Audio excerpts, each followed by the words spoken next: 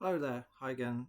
I decided to make this video after reading a speech from Therese Chambers that was posted on the FCA's website.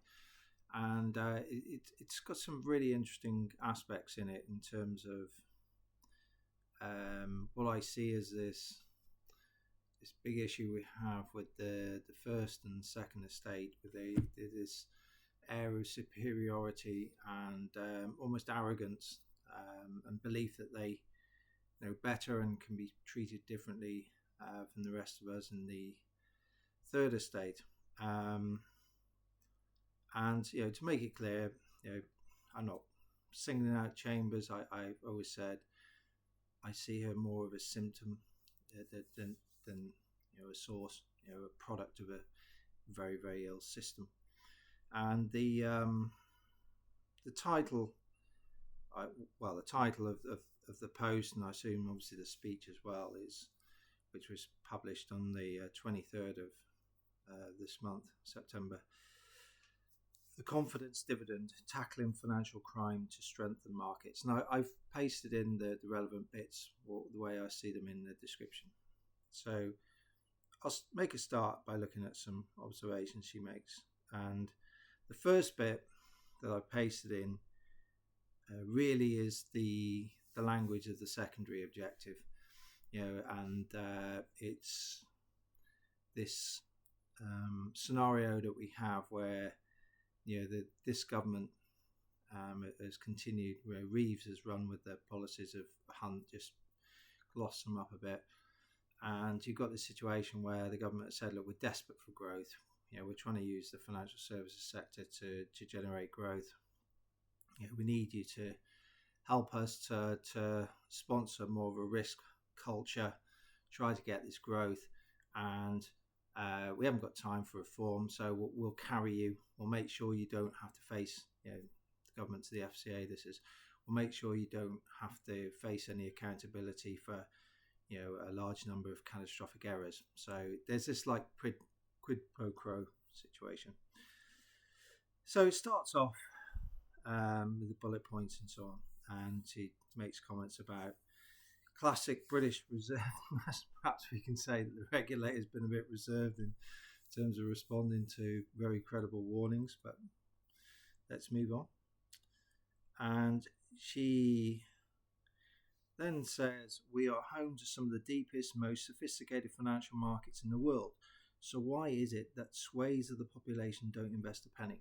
Now, the first bit of it's largely true, but I think this really does lose sight of things, because there's vast swathes, if we use the same language of the population, that earn the national living wage or a little bit of a premium over that. And that's not to be disparaging at all, because the vast majority of those people will work very hard for their money.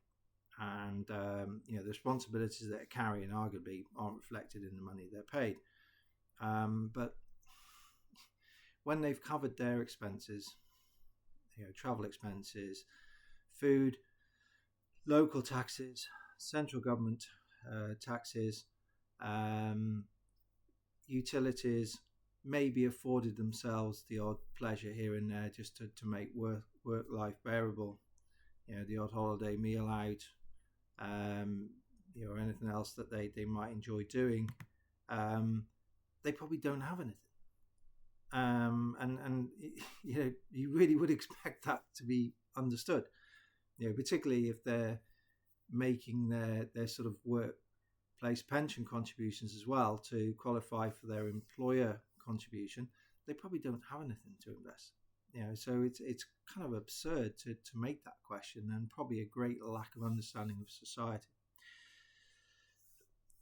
So then we go on to the next bit. Why is it that more than 7 million UK adults prefer to keep 10,000 or more in cash savings, money that could be working harder for them through investments?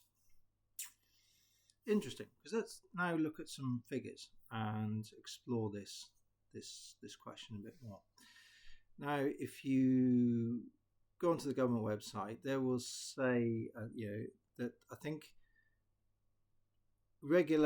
average regular earnings in the country were estimated to be £677 per week. Average earnings are higher at 722. I'm going to take the 677 because I imagine that the 722 includes things like bonuses and discretionary things like that, which I don't think we really should probably go with, because if you do, then your bonus isn't a bonus, is it? Because your bonus is something that you get, not regularly, or not to be counted on. It's subject to many things. So let's take the 677. So that translates to an average annual salary of £35,204.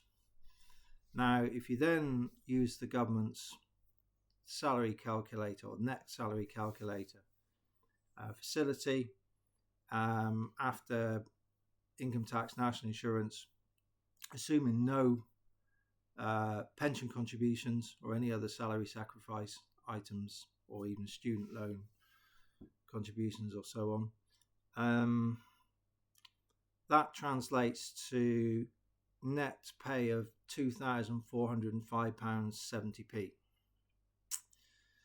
Now, if you think you take a logic where,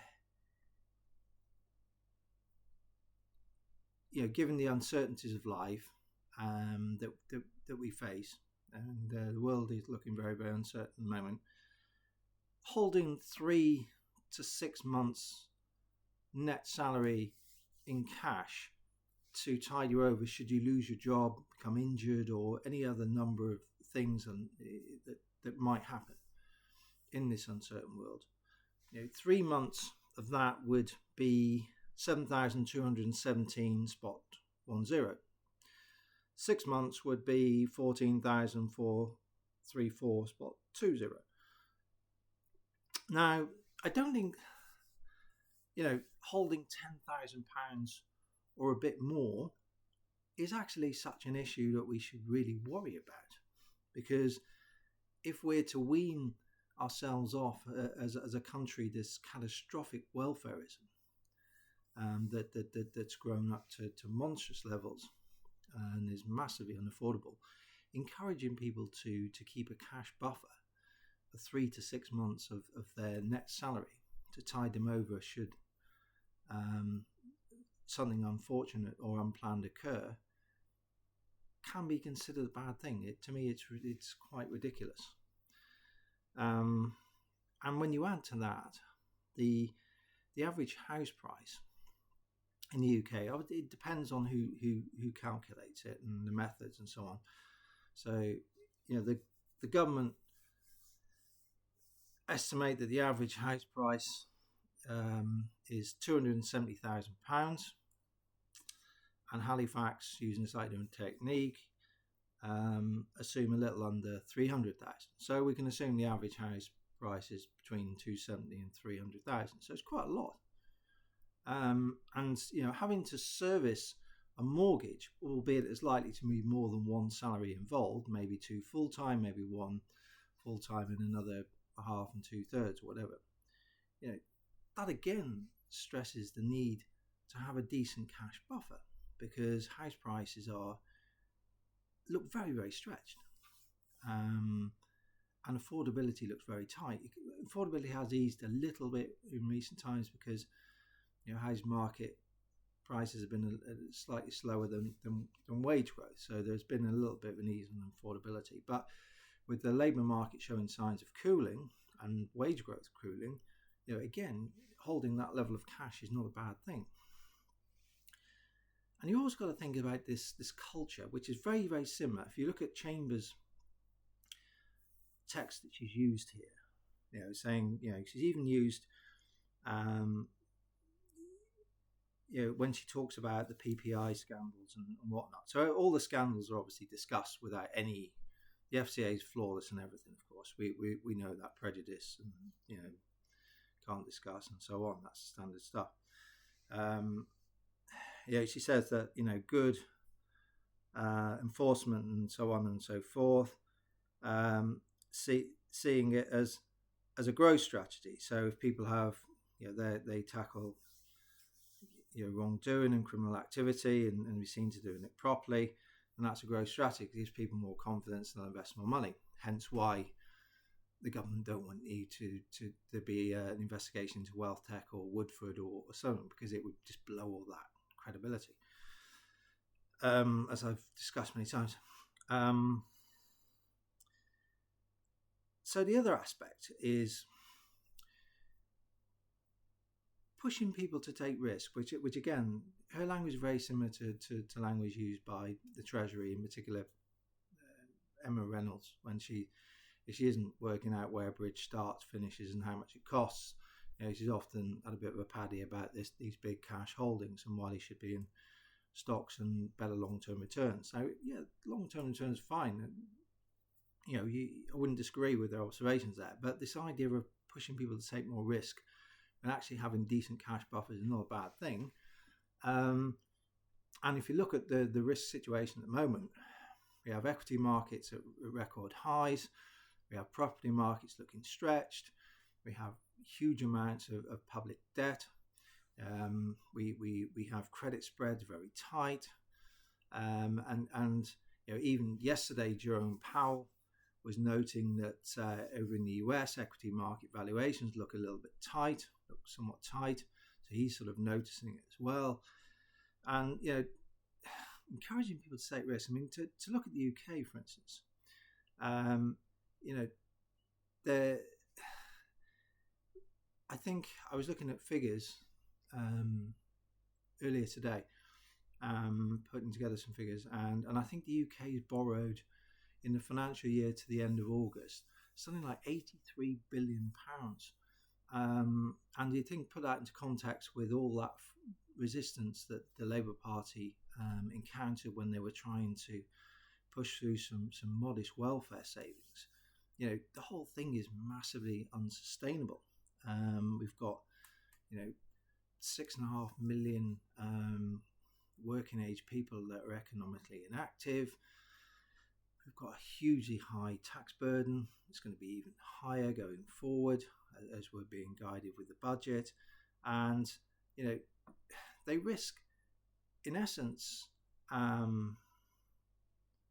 encouraging people to take risk at a really, really bad time, almost like marching them off a cliff. When really this is the time they probably should be holding cash, and if anything, adding to it. It shows as a complete misunderstanding of reality, in my opinion. Look at France, for instance. 5 prime ministers in 2 years, because the legislative chamber, won't accept even a halving of their budget deficit. Never mind eliminating their budget deficit, and goodness knows, raising the issue of running a surplus to pay down existing debt. There's clearly a situation where we risk heading to a very, very serious credit event. And encouraging people to take additional risk and put money into the stock market when some of the cash buffers that she's mentioning here, no cash buffer probably shows a lack of understanding of the difficulties of those who are at the lower end of the pay scale. And the second, using a very basic 10,000 threshold and a bit above, is nonsense as well, because when you consider it, it's probably a responsible thing to do. And then she moves more on to some aspects of the apparent successes in enforcement and justice and so on. And this is where it gets quite interesting, because I'll quote this one here. A big win for justice and for our markets, so we won't shy away from the hard cases or the high-profile ones. The Staley case has shown that no one is beyond scrutiny. So again, we return to this point where this shadow justice and this legal fiefdom that the FCA have carved out for itself, where we have a case here where the CEO of Barclays has been banned and heavily fined, albeit a little bit reduced after the upper chamber, for allegedly not being candid about the closeness of his relationship with Jeffrey Epstein. Now, when we have a situation where the UK's ambassador to the US, probably one of the most important ambassador roles, or the most important we have in terms of the alleged special relationship, and even if you think that's asymmetric, just because of the significance of the US economically and militarily. Peter Kyle on national television admitted that we knew about the closeness of his relationship with Epstein, but we took a punt on his talent. And then, of course, there's the email that they say that Starmer didn't know about until after Prime Minister's Question Time, when Mandelson was expressing some injustice about the set of prosecutions against Epstein, and that something should be done about it. So, and yet Mandelson, yes, he was relieved from his duties, wasn't fined, still has his title of Lord, still can return to the Lords, subject to making a request, and can operate in public life. So, should we celebrate that the FCA can use a subjective means to ruin a career of a man, and yet we can appoint a person that had already been fired twice by previous Labour governments, or relieved of his position, but he could it was one way or the other, twice through suggested impropriety. He can be appointed to one of the most important relationship roles that we have, and we can just take a punt on his talent, and we're not bothered if he's close to Epstein or not. So, absurd, extraordinary. This is really why we face the issues we do. It's extraordinary.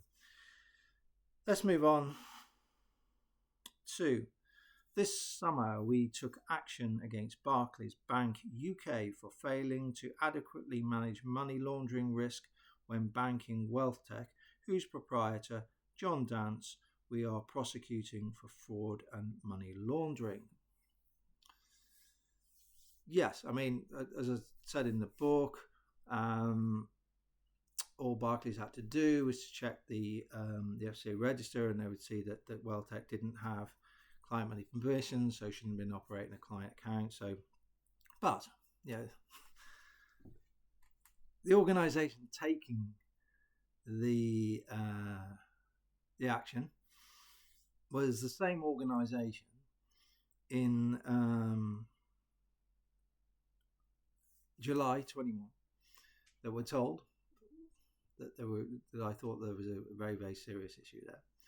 And all they had to do was go to Newcastle and say, hello, Mr. Dance, we see that the website is claiming that you are Versum Asset Management managing more than 250 million, I think it was, of assets.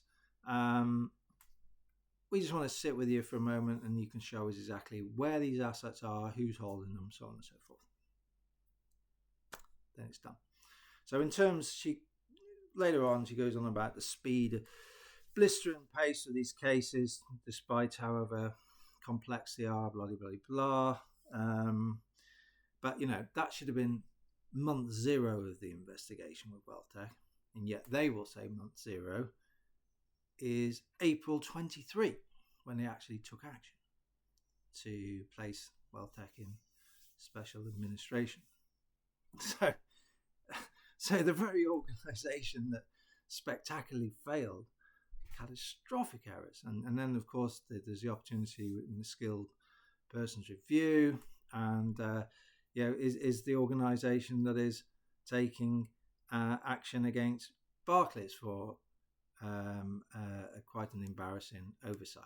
So it's absurd. It's absolutely absurd. And how can you expect a system really to flourish when it's in such denial and it's able to cocoon itself in this insulation where I use the Go West song, we close our eyes, imagination never lets us take the blame. And that's why you get recurrence of these themes, prejudice and so on. And you can see it's absurd. So we've got a situation where we still have the same regulator where we can't satisfy ourselves that it's been properly reformed and fixed. It still has this horrible conflict of interest between being a regulator and a prosecutor, and we're encouraging people to take more risk and run down their cash savings. And can't do the investigation on Wealthtech and Woodford because people might say, well, I'm not sure I want to take more risk. So you can see the bizarre nature of it. I'm just going to, before I close out, you might have seen Trump at the United Nations yesterday, and his sort of strange pivot with Ukraine. People will say, well, that's kind of worrying and erratic and so on. One sense it is. The other sense is quite clever, and I'll explain to you why it's quite clever. Because what he said is the European Union, if they step up and will supply, they can buy all the weapons from us, and they back Ukraine, then Ukraine can regain the territory it lost since the invasion of 2022.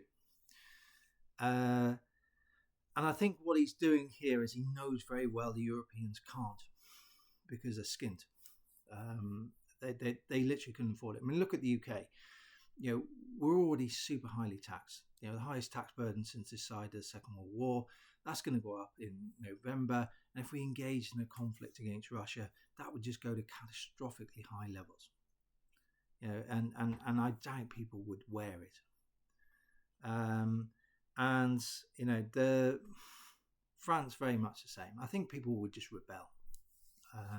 And I think they know that. So he's kind of playing the game and said, okay, if you it can be done, but you have to go on. He's done a very similar thing with sanctions. He sort of said, we'll up the sanction on Russia if EU members stop buying Russian oil. He knows very well that Hungary will refuse and Slovakia will refuse. So it won't really be done. So so I think he's playing quite a cute game.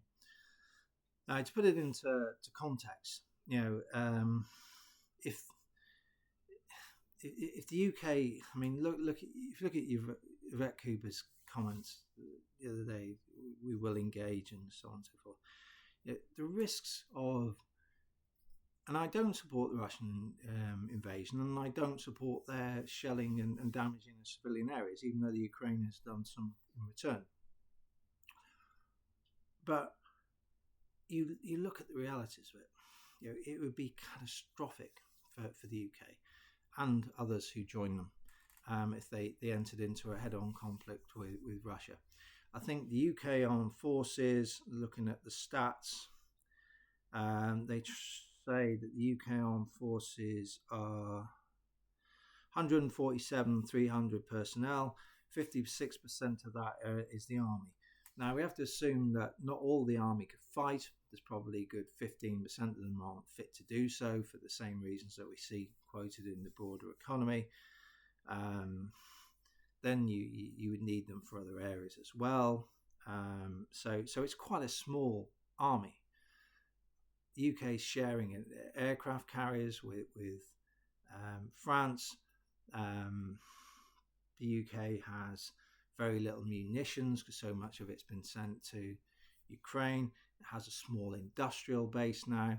It has no credible steel making ability, which you need to fund, to support a war effort.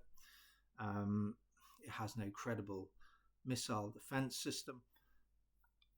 The Russian Orishnik missile is hypersonic, so there'd be no defense against that.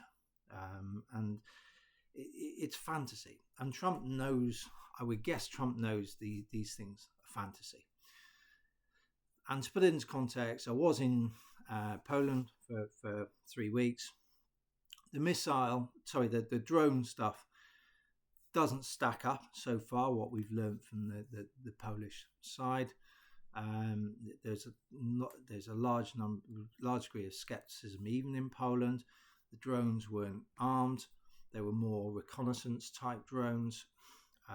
They seemingly managed to. And one of them, I posted on the previous an earlier video, made its way into central Poland. Was eventually pursued by an F-16 fighter who shot at it, missed, and clipped the top of some buildings. I think there was only quite a small percentage overall that were shot down. So the whole thing looks very, very suspicious. And and if you look also at the Estonian claims, I think you have to look at them in context of Kaja Kallas, the sort of EU chihuahua who yaps a lot, being Estonian. She's done the typical sort of journey where had some issues in terms of allegations of impropriety in Estonia, then sort of spat out to a senior role in the EU. People have made some suggestions about the awarding of contracts to related parties and so on.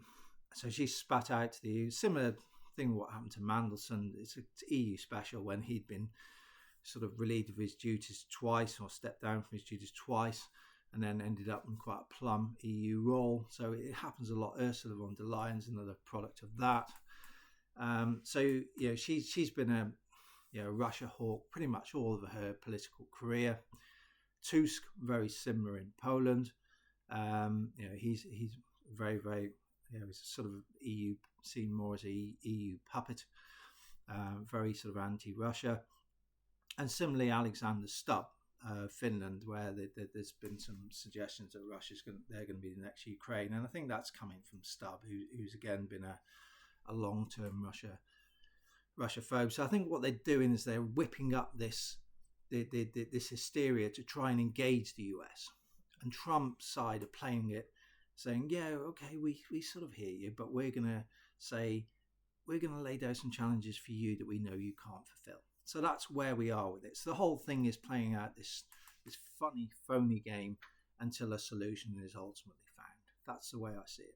So hopefully you found this all useful. Keep your eyes on what's going on, and always question everything you see, and that'll help you keep your mind clearer. Take care. Speak to you soon.